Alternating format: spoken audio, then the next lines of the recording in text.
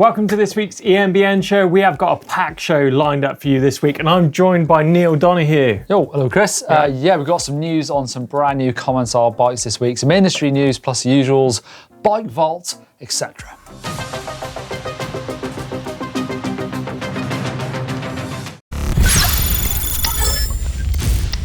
Right, so buying a new bike can be pretty confusing, can it? I mean, with e-bikes, you've got the motor choice, the battery size, the colour, the wheel size, you name it. There's a lot going on. It's crazy, isn't it? Because with a normal bike, I guess you're often looking at the brand that you like, and you're used to seeing the brands and just picking that bike from there. But yeah, sometimes you might prefer a Shimano motor, but your brand doesn't do it. So definitely a bit difficult. Yeah, and I think when you get that bike home, once you made all those hard decisions, setting up that bike is another stumbling block, isn't it, for a lot of people? I think one thing a lot of riders struggle with is the suspension on your bike. Do you agree? I do, actually. I've definitely, I've ridden a bike for long enough, but I still find that I'm checking the websites like the Fox and Rock Shots when I get a new bike, so I'm never quite sure, and I want to look at what they recommend, because you can get it really wrong and it can really ruin the ride of your bike, can't it? Yeah, I've been there before, forks that are too soft or too fast rebound, get you in all sorts of shapes, but it looks like Norco have taken that to the next level, and here's Steve checking that out. The Norco Site VLT is a particularly innovative bike. Comes in 160 front, 150 rear, 29-inch wheels, and two models in carbon and two in aluminium. Now, the carbon ones have got battery capacity of 900 watt hours. But more than that is that the fact you can really easily access the battery by dropping it out of the down tube.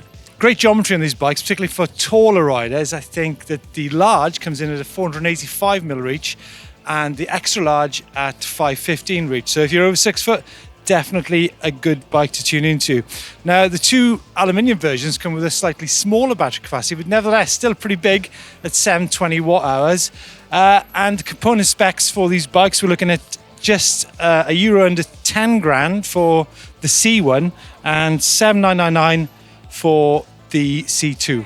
Now, a really cool thing with Norco bikes is you've got a Norco setup guide. So you simply go onto the website, click on the bike, you put in your height. So I'm say 185, and then weight 95 kilos on a bad day, male, and then submit that, and then it'll give you all the numbers. You're looking at your tire pressure, you're looking at bar width, bar height, stem spaces, the fork setup, the motor pressure, the high and low speed compression, the rear shock setup. I mean, it's got it all there for you, and also the kind of type of riding, whether you ride forward centered or rear centered. This is a very, very important feature, which I think more brands should tune into. Good work, Norco. A couple more things on the Norco Site VLT. Now, we've been on the road for over a month, and this is the first time I've actually seen a bike that's actually got the key geometry numbers printed onto the bike. So this Site VLT here has got a reach of, like I said earlier, 485, chainstay 462, head angle 64, and a seat-tube angle of 77. Some really good geometry numbers on the bike. But more than that, you've actually got space here for two water bottles. I think, is that possibly a first on an eMTB? So really, really cool detail on this bike. And if you're wondering when delivery is going to be, so by the time this video comes out, these bikes should be available to be delivered. So check it out. Commencal has added some more bikes to its lineup. These are the Meta Power SX, mixed wheel size bikes, 160mm travel with a 170 fork, so big hitting bikes, powered by a 630 watt hour battery, Shimano EP8 motor. Got that sort of Commencal aggressive geometry, got a flip chip as well to dial it in. 4 different builds starting at $5,999, $6,000, up to $8,000 for the high-end Signature Edition. Right, we've got some other hot news coming in from Coneby, who's an organisation who is definitely against de-restricted bikes. Now, they're all about educating all the big manufacturers out there about how to stop people de-restricting their bikes. And it's a big, big issue all over the world at the minute. And they've got together with like local bike shops, they got together with the police on how to spot all those de-restricted bikes, how to spot one on the road and the way that these riders are actually exploiting the power of these bikes. And yeah, sounds like it could be the end for de-restricted bikes. Interesting. It feels to me like it's, you know, once you've opened Pandora's box, how are you going to stop people from doing it? It's going to take some serious work. Yeah. It's like someone will then just find a different way of doing it. Yeah. Obviously, it is a problem on the street. You see these bikes just bombing around, and we're trying to, you know, ride trails legally. So there's a reason why they're trying to do it, but I'll be impressed if they can do it effectively. I think there's so many different ways, as you mentioned, like software, you know, there's ways of hacking that, and there's mechanical ways. I don't know how they'll stop that. But. Yeah, I don't know, especially mechanical versions of it, because at the end of the day, you still need that computer to recognize that the bike is doing a certain speed, and there's always going to be a way of manipulating that. So who knows? They've got a job against them, I think. Exactly. Have you seen this charger come from Sachs? Yeah. Sachs have been around for years and years. They've done all sorts of things. They used to make chains, man, but I'm sure they probably still do. I remember their old derailleurs, Sash. Yeah. Do you remember them back in the day? They've made motorbikes, I'm sure. It's a super old company. So they've been getting into the e-bike scene, and they've launched this. It's a core charger, which is designed to be able to use by all the major manufacturers, so e-bike manufacturers, to charge devices such as mobile phones, lights, navigation units.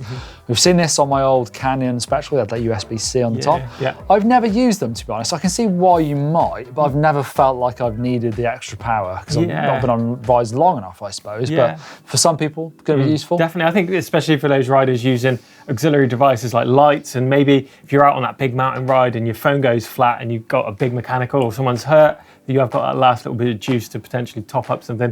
It could be a lifesaver at the end of the day. Why not? Yeah. So looking good. On eMBN, we love your support, and that could be as easy as smashing that subscribe button so you get to see all the videos. But also, of course, we've got some sweet merch as well, and we love your support there. I'm wearing the fancy new Adventure Outline cranberry t-shirt, very nice, but there's loads of new stuff there, isn't there? Yeah, we've got the core sweats in there, we've got loads of new hoodies, we've literally got so much stuff in there. This shop merch stuff is literally overflowing. So get in there and find yourself a bargain of the century and get sorted for Christmas. Thanks for the support. Coming up on the channel this week, we have got a packed week coming up. Check this out.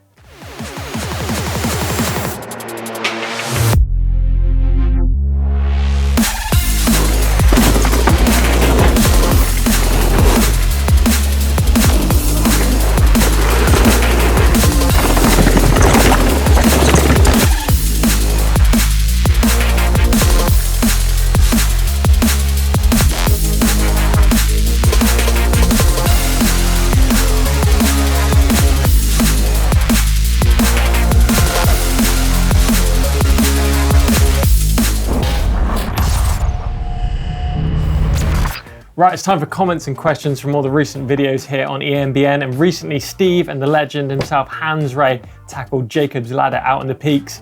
We had a load of good feedback from this one, haven't we, Neil? It's a tough looking climb. I've heard about this. I've seen a couple of cross-country legends trying to get up that as well. So Nick Craig did it back in the day. That's who I was thinking of, yeah. Anyway, Alex N says, always fancied having a go on my old mountain bike till I went there. It's tough enough hiking it. Yeah, it did look pretty full on, didn't it? Pretty gnarly. Yeah, good to see Hans having a go. It's exactly. Really impressive. Legend himself. And then we've got Marcus17, he's saying, hard work climbing that, ride it lots, but down, you should go and try Cavedale next. And I checked out Cavedale. It does look pretty full on, actually. So maybe that's the next visit on our eMBN trip to the peaks, possibly. Yeah, Mark Storer also says, I walked it and I was blown like a train halfway up. Hats off to Hans and Steve. Yeah, nice. Right, it's time for Climb of the Week, and that's one of my favourite things to be doing on an e-bike. And we've got Paul here, he's out on his All-Bear Wild, he's in the Lake District. I mean, check this video out. We've got some crackers this week. That just makes you want to go and ride. And he's obviously got a drone, or he's got a helicopter pilot following him at least. It looks amazing. It is a cool shot, isn't it? Proper e-bike territory that is. Yeah, look at it. I've never ridden around there either. Somewhere that I've got to discover one day. Yeah. One thing I wouldn't like to be doing is taking a wrong turn on that trail. Look how far up. It's just like literally a big spine with that trail going across the top. Amazing stuff. It's pretty exposed. Another really cool one here from San Gottardo in Switzerland. This is Walter riding his high bike All Mountain 2.0. This is the new windmill park built at the top of San Gottardo. This is 2,000 plus meters, and check out the rocks of this place. Steve would have a field day there, wouldn't he? Look at it, yeah. Well, look at there's just terrain everywhere. I wonder how grippy it is. He's doing a good job of it, is Walter. Yeah, nice. Look at that. Stop here. Looks like Chris Ackroyd getting around there on the rocks. Oh, dab they're going on there. That's what he says. 66-year-old man tries Chris Ackroyd style. That's what Walter says. 66 years old. Nice one. But keep all those videos coming into us here on eMBN. Make sure you use that upload service for anything that you want us to feature here on the show. Right, time to get out and about and see where everyone's been riding. And we're starting in central Queensland with David on his Specialized Tour Evo 2020 bike. Look at that view. Amazing, isn't it? Loads of blue sky going on there. 40-kilometre ride, 1,000 metres. Elevations going on as well. It looks like he's up the top in the clouds. But check this one out from Sean. He's got a YT decoy out on Eagle Mountain Pass. 15 kilometres, 4x4 logging road to the trailhead in the Monashi Mountains. An hour of techie climbing in Boost. Wow, in between an hour of hiker bike oh God, and half an hour scramble, super slow, steep tech. Oh, that looks amazing. It does, and I'm loving the amount of elevation we're getting in these pictures as well, really exploiting the power of those e-bikes. Good to see. This is Alexander riding in Slovenia on his high bikeable mountain, enjoying the perfect home trail conditions in eastern Slovenia. I've ridden in Slovenia, Maribor a few times. Some amazing riding out there, big mountains as well over there. I'm sure an e-bike is a great thing to have. Imagine, and again, that's right up in the sky as well. Yeah.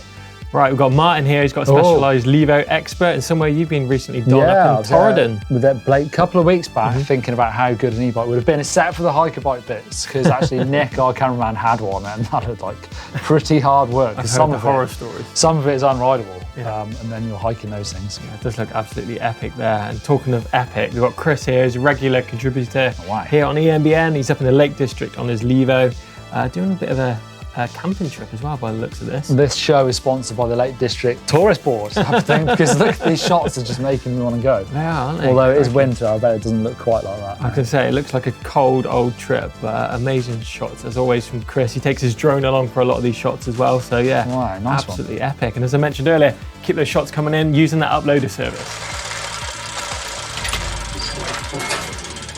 Right, it's time for one of my favourite parts of the show, the bike vault, to see whether you're going to get a nice or a super nice, and who's going to take bike of the week. What we got, Neil? Well, we're starting off with super nice, I'm sure of it, because this is Magnus riding in Narvik, which is North Norway, on his all-bear rise. But that is a great looking bike with the range extender. Yeah. Seat stand, what's that? He's got a bit of a tube strapped underneath his top tube box of it. I love these bikes. I rode one. I had a great time in it. I think it's got to be a super nice. Definitely. Sure. Yeah, for sure. And I think this next shot as well has got to be a super nice. This is Mark. He's got a Trek Rail 9.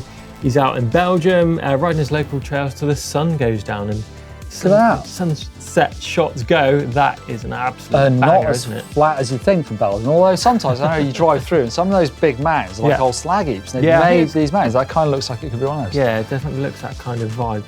This is Armelson's High Bike Full 7 3.0 and he's exploring with his son in Lee Valley Park. Nice. Got to tow your son along, I guess. Yeah, it's always good to see families out on e-bikes. I think it's, you know, you take your boys out, don't you, on the bikes and stuff. It makes it so much easier. It does. We've got George here. He's got a YT Decoy Pro. He's out in Bavaria. Got a few upgrades on there. Hope brakes, different bars. Nice looking bike, that, isn't it? A bit of colour coding. What are we thinking? Nice or is it super nice, Chris? It's just a bit silhouetted a little bit of shadows going on, so I'm going to call that one a nice. Righto. This is Richard's Focus Jam Squared 6.7 Plus. Can that place as well? Southern Norway. Whoa, I've got the Norwegians all over. I'm excited by that riding spot. It looks like a bit of a quarry action. Your name right all over it, that place. What are you thinking for that? Nice? That's nice. Cool. And next one, we've got Archie here. He's got a nuke-proof megawatt comp. He's out in East Sussex. Just picked up his new bike and out for a quick 30-mile blast around the South Downs. And I've heard good things about megawatts, so it's got to be super nice, surely. Yeah, definitely. Again, got that blue sky going on. New bike's got to be. Look at that. This is Richard's Specialized Kenevo SLS Works. Oh, nice. I've got one of these in my garage. Flipping lovely bike. So, I mean, it doesn't come much super nicer than that, surely. Definitely doesn't. And rounding out this week's bike, well, we've got this in from Graham. He's got a Specialized Turbo Levo 2019 model. He's out in by Whistler and Pemberton in BC. Yeah, he's visiting Whistler for the week and managed to find a trail that was not closed due to bear activity. What? It's not enough mountain bikers to scare the bears off. I can say, look at the colour of that water as well. It looks absolutely amazing against those green trees. And yeah. I think we're going to be rounding that one out on a super nice too. And what do you think is taking bike of the week for you, Neil? All those shots, some bangers for sure. Oh man, I don't know what. Is it probably between the Megawatt and the Kenevo SL? What do you reckon, Chris? You can decide. Come on, you guess. Megawatt then. Come on, this is Archie's nuke-proof Megawatt comp like that. Nice, definitely. Keep all those bikes coming into the bike vault as well using that upload service. And that is it for this week's show. So get involved the comments box down below about what you think about the new Norco system that Steve's been checking out. Give us a thumbs up if you've enjoyed it. Make sure you subscribe to us here on eMBN, and we shall see you next week. Thanks. Cheers.